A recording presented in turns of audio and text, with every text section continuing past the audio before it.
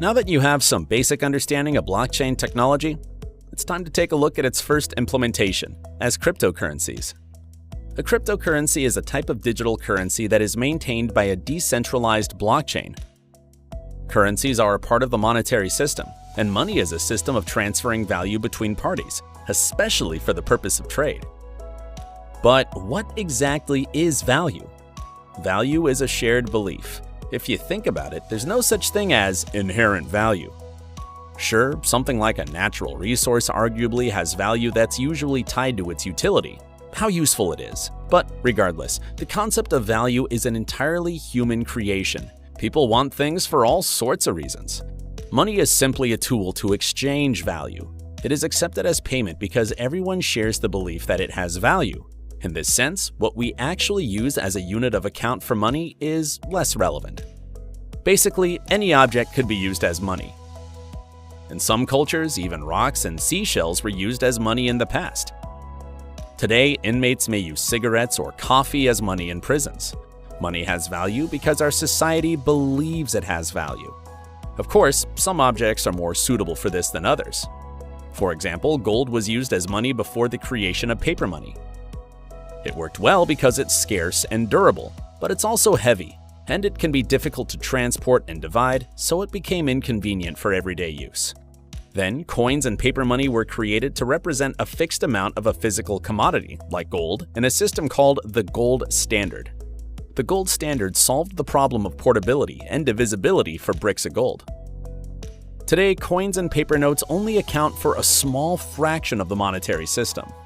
Most of the money in the world is digital money, recorded in the ledgers of banks and other financial institutions.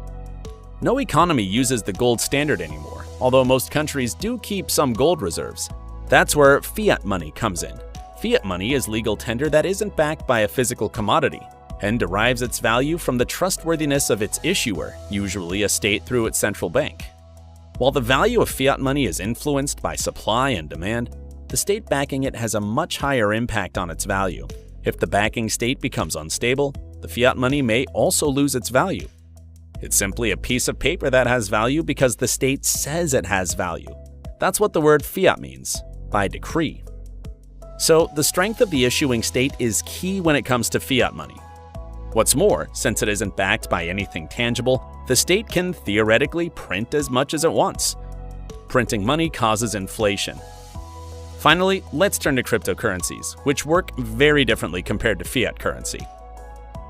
They are digital currencies in which transactions are verified and records maintained by blockchain technology using cryptography, rather than by centralized authorities.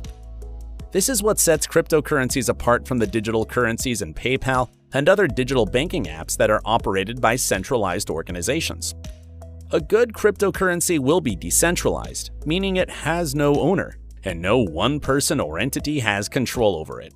While governments can unilaterally change the underlying rules of fiat money, cryptocurrencies should theoretically maintain an even playing field and consistent sets of rules.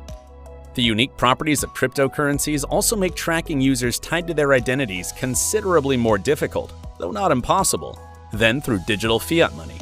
Individual units of a cryptocurrency can't be duplicated or forged, and as cryptocurrencies exist entirely in the digital realm, they're highly suitable for worldwide transactions. Another core property of a good cryptocurrency is that the transactions happening on the blockchain are censorship-resistant and immutable.